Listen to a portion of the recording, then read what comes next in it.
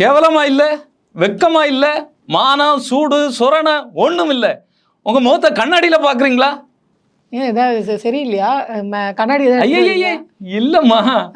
இன்னைக்கு நம்ம எடப்பாடி பழனிசாமி சார் அவங்க நம்ம சட்டமன்றத்துக்கு வெளியில வந்து முதலமைச்சரை திட்டுன்னு திட்டு இருக்காரு. அவர் நிமிஷத்துல பயந்துட்டுங்க, என்ன ஏதாவது சரியில்லாம வந்து உட்காந்துட்டோமா, இவர் இப்படி கத்த ஆரம்பிச்சிட்டாரு அப்படின்னு. ஆமா, ரொம்ப வீரவசனம் எல்லாம் பயங்கரமா இருந்தது, நான் பார்த்தேன். கேவலமா இல்லையா, இதுவா இல்லையா, அதுவா இல்லையா அப்படின்னு. சரி, நம்ம கேக்குறோம், நீங்க உங்களுக்கு அதெல்லாம் இல்லையா? வந்து இப்போ நீங்கள் வந்து சொல்கிறீங்க, இந்த அனைத்து கட்சி கூட்டம் வந்து போட போகிறாங்க தமிழ்நாட்டில். நீட் தேர்வுக்கு வந்து மத்திய அரசு முடியாது, நீட்டை வந்து நீங்கள் ஃபாலோ பண்ணி தான் ஆகணும், நீட் தேர்வை ரத்து பண்ணலாம் முடியாது. நீங்கள் இவர் கேட்குறாரு, நீங்கள் வந்து இங்கே நீட்டு வர காரணம் யார்? காங்கிரஸ் தான். அப்போ நீங்கள் யார் கூட கூட்டணியில் இருந்தீங்க? திமுக கூட கூட்டணியில் இருந்து காங்கிரஸ். நான் கேட்குறேன், இங்கே ஆட்சியில் யார் இருந்தா? அதிமுக. அதிமுக ஆட்சியில் இருக்கும்போது அம்மையார் ஜெயலலிதா நீட்டுக்கு ஒப்புதல் கையெழுத்து போட்டாங்களா? போடல. அப்ப யார் கையெழுத்து போட்டது? ஐயா தான். அப்ப எடப்பாடி ஐயா தானே. அதாவது அண்ணன் எப்ப போவான், திண்ணை எப்ப காலி ஆகும்ன்ற மாதிரி அம்மா எப்ப போவாங்க, எப்ப நம்ம மோடி ஐயாக்கு வணக்கம் போட்டு கையெழுத்து போடலான்னு.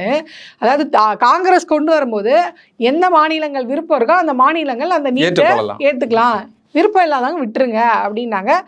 ஜெயலலிதா அம்மையார் நான் அதெல்லாம் கையெழுத்து போட முடியாது, தமிழகத்துக்கு விலக்கு வேணும்னு சொல்கிறாங்க.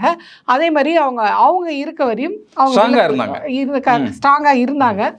ஆனால் இவர் வந்தோடனே சொல்லுங்க எஜமா, கையெழுத்து தானே எஜமா, எந்த பேஜில் எஜமா போடுறேங்க எஜமா அப்படின்னு போட்ட உடனே விழுந்துட்டாரு. ஆமா, தொடக்கத்துல நான் திட்டினேனே. ஆமா, அதுக்கான காரணம் என்னன்னு கேட்டீங்களா? சொல்லுங்க ஆர்வமா காத்துட்டு இருக்கேன், சொல்லுங்க. அவர் எடப்பாடிங்க ஆட்களும் அதிமுக எதிர்கட்சி வந்து கருப்பு உடை அணிஞ்சு கருப்பு சட்டையில இருந்தாங்க சட்டமன்றத்தில். ஆமா, எதிர்ப்பு தெரிவிக்கிறதுக்கு. எதிர்ப்பு ஒட்டுமொத்தமா தான். எதுக்கு தெரிவிக்கிறது தெரியல.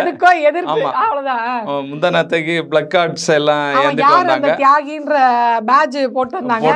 அதுக்கு உடனே திமுக தரப்புல இருந்து உன்னை நம்பி பின்னாடி நிக்கிறாங்க பாத்தீங்களா தொண்டர்கள், அதிமுக தொண்டர்கள் தான் அந்த தியாகின்னு திமுக தரப்புல இருந்து பதில் சொன்னாங்க. இன்னைக்கு முழுக்க ஏதாவது ஒண்ணு பண்ணிட்டே இருக்காங்க. ஆனா முதல்வர் என்ன சொன்னாரு, நல்லா கருப்பு சட்டையெல்லாம் போட்டுட்டு வந்திருக்கீங்க, காவி சட்டை போட்டா இன்னும் நல்லா இருக்கும் அப்படின்னு சொல்லி அவங்களெல்லாம் வெளியேற்றின பிறகு, எதிர்ப்பு தெரிவிச்சு வெளியேற்றின பிறகு அவரால் பொறுக்க முடியல எடப்பாடியாரில். எங்களையா கருப்பு சட்டை போட்டுன்னு சொன்னீங்க?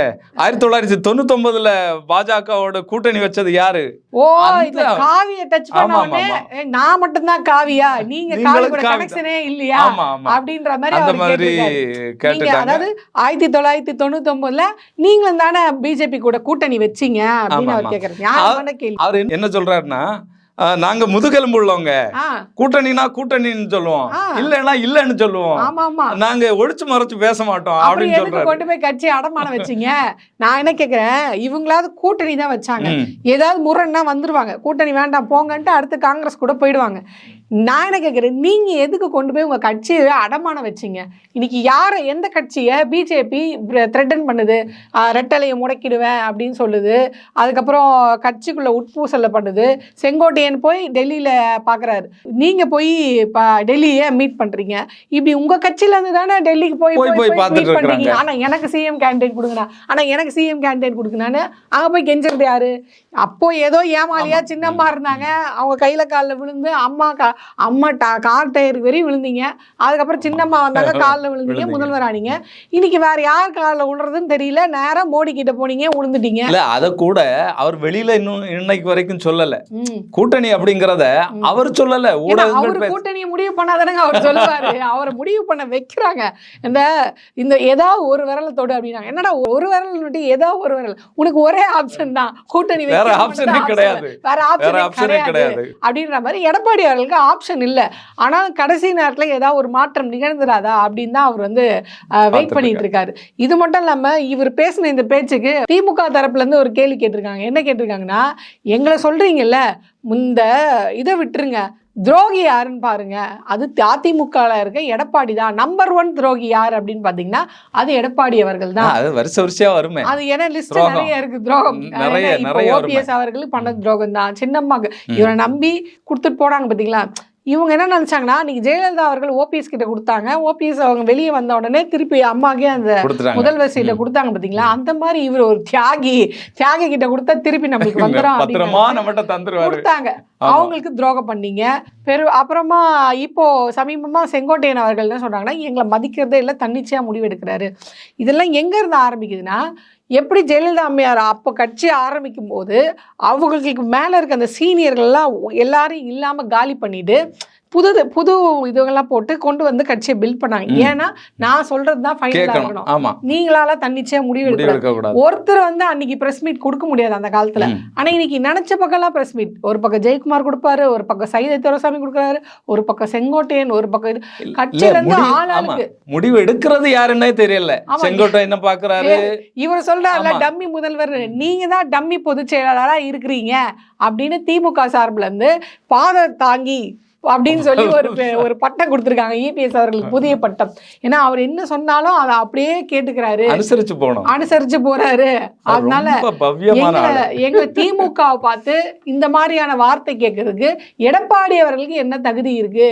அவரே ஒரு பெரிய துரோகிகள் இதை பத்தி பேசலாமா அப்படின்னு அவர் போட்ட துரோகத்தெல்லாம் லிஸ்ட் பண்ணிருக்காரு.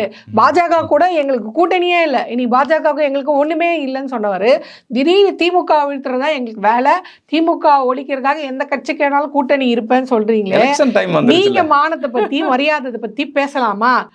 உங்களால அவங்க கூட கூட்டணி வச்சு நீங்க ஜெயிச்சிருந்தா கூட பரவாயில்ல, போன வாட்டி ஒண்ணுமே இல்லாம நடுத்தருக்கு போன மாதிரி கட்சி ஒண்ணு இல்லாம ஆக்கி 2 3 4 உடைச்சு கட்சி இன்னைக்கு சில்லியா உடஞ்சு போய் நிக்குது. நீங்க பேசலாமா ஸ்டாலினை பார்த்து உங்களுக்கு முதுகெலும்பு இருக்கா அப்படின்னு?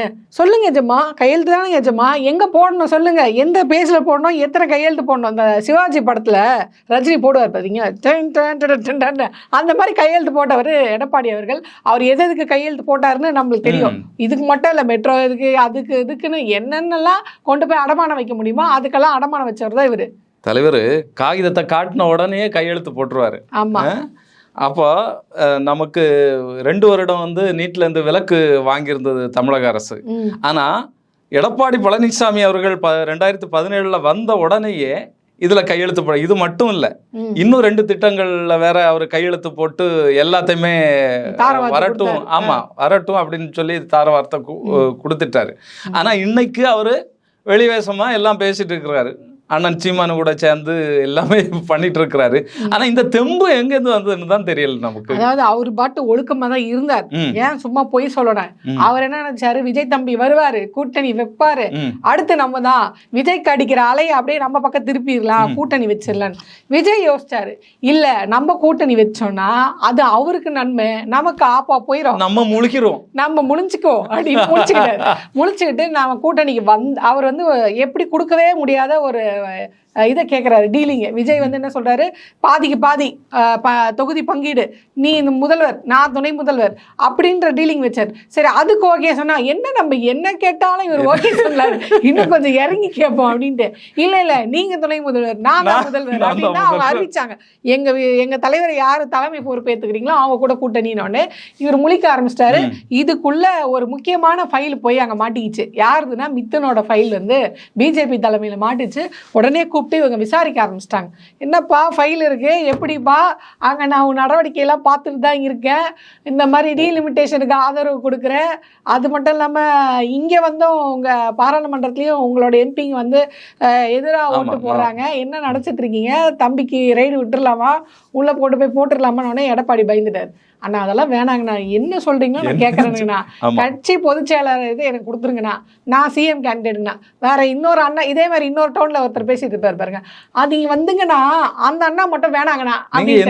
சொல்றீங்க அது இவர் ஒருத்தர் இதே மாதிரி இன்னொருத்தர் பேசுவாரு, அது வந்துங்கண்ணா நம்ம வந்து இனி பட்டியலில் இல்லைங்கண்ணா, நேம் லிஸ்ட்ல இல்லைங்கண்ணா, தொண்டரா உலகம்ண்ணா அப்படின்னா பாத்தீங்களா, அந்த அண்ணன் மட்டும் வேணாம் அப்படின்னு எடப்பாடி வச்சுட்டு வந்த செக்கு தான் இன்னைக்கு அண்ணாமலை பதவி காலி ஆகுது.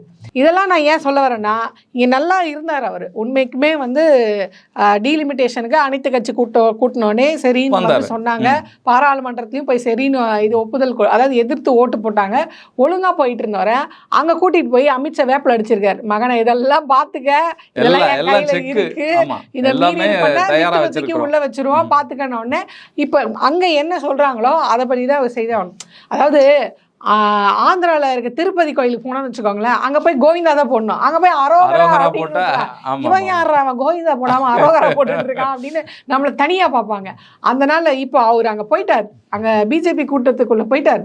இனிமே அவங்க என்ன சொல்றாங்களோ அதுதான் போட்டாகணும். ஸோ இந்த அனைத்து கட்சி கூட்டத்துக்கு நான் வரமாட்டேன், நாங்கள் வந்து தெரிஞ்சு போச்சு மத்திய அரசு கிட்ட தான் குடிமை இருக்கு, அதனால இது வந்து திமுக போடுற ஒரு நாடகம், இந்த நாடகத்துல நான் பங்கேற்க மாட்டேன்னு முதல்ல சீமான் சொன்னார். அதாவது இந்த இது வந்துச்சு பாத்தீங்களா, நான் வந்து அனைத்து கட்சி கூட்டம் போட போறேன்னு ஸ்டாலின் அவர் சொன்னாரு பாத்தீங்களா, சொன்ன உடனே ஒருத்தர் சொன்னாரு நான் வரமாட்டேன் அப்படின்னு, ஏன்னா எங்களுடைய முதலாளி திட்டுவாரு அப்படின்னு அவர் முதல்ல சொல்லிட்டார்.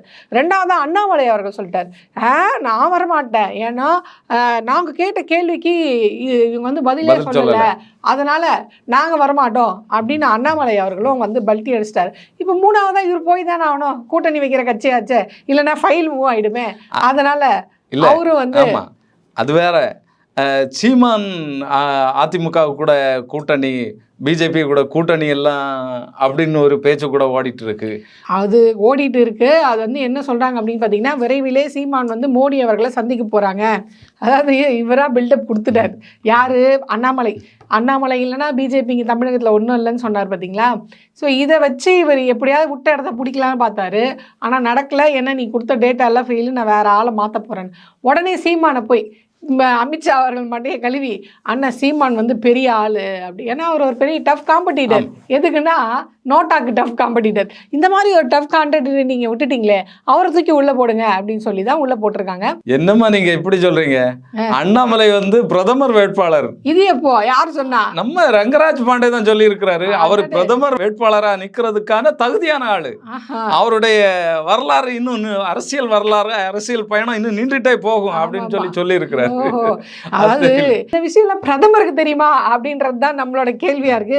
பிரதமருக்கு என்னன்னா, நானே இன்னும் கொஞ்ச நாள் தான் இருக்க போறேன், 75 வயசு ஆகி போச்சு, என்னைய தூக்கிடுவாங்க, அந்த இடத்துல பட்னாவிஸ் வரப்போறாரு அப்படின்னு அவர் அந்த மனநிலையில இருக்காரு. ஸோ அதனால இவர் என்ன சொல்றாரு, சென்ட்ரல் எனக்கு, யாருக்கு? அண்ணாமலை, ஸ்டேட் உனக்கு, யாரு? சீமானுக்கு. நம்ம சேர்ந்து நின்று ஆட்சியை பிடிக்கிற 2026 அதிமுக கூட்டணியோட அப்படின்னு சீமான் சொல்லிட்டாரு.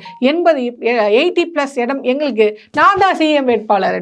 நிர்மலா மேடம் பார்த்தாங்க, எத்தனை பேருக்குடா சிஎம் கேண்டிடேட், எத்தனை பேர் தான் டெப்டி சிஎம் கேண்டிடேட், இருக்கிறது ஒன்று தான். அதிகபட்சமாக போனால் கர்நாடகா ஸ்டைலில் ஒரு சிஎம், ஒரு 2 டெப்டி சிஎம் கொடுக்கலாம், அவ்வளோதான்.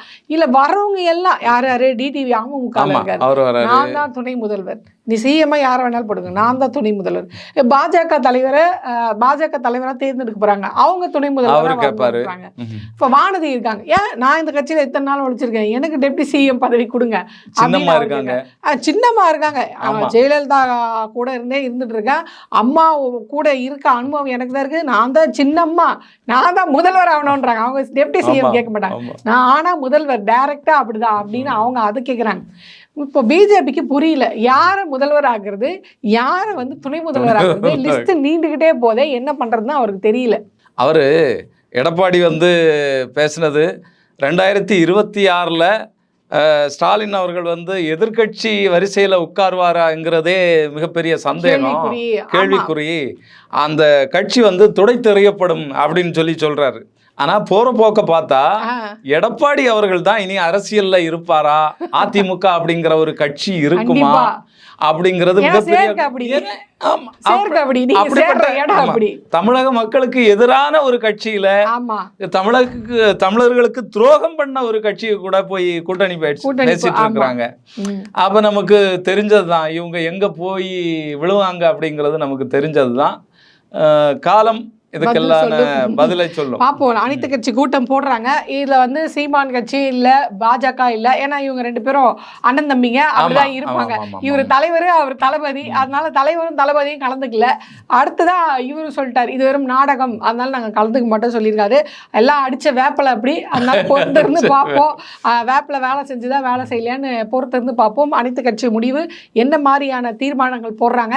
ஏன்னா இப்ப சமீபமா உச்சநீதிமன்றமே இந்த 10 மசோதாக்கள் சட்டங்களை பாஸ் பண்ணிச்சு. ஆளுநர் பண்ணது துரோகம், சட்டவிரோதமா செயல்படுறாரு அப்படின்னு ஆளுநருடைய இதுவே தேவையில்லை, நாங்களே இந்த 10 பில்லை பாஸ் பண்ணணும், பாஸ் இதுலயே ஒரு பெரிய மைலேஜ் கிடைச்சிட்டு. அதனால இனி அடுத்து எல்லா மக்களுடைய எதிர்பார்ப்பு என்னவா இருக்குன்னா, கண்டிப்பா நீட் தேர்வு கேன்சல் ஆகிறதுக்கான வாய்ப்புகள் இருக்கா, அதுக்கான அடுத்த நடவடிக்கையில முதல்வர் வந்து ஈடுபடுவாரா அப்படின்னு தான் எல்லாரும் பார்த்துட்டு இருக்காங்க. நம்ம பொறுத்திருந்து பார்க்கலாம் முதல்வர் அவர்கள் என்ன மாதிரியான நடவடிக்கை எடுக்கிறாரு அப்படின்னு பொறுத்திருந்து பார்க்கலாம்.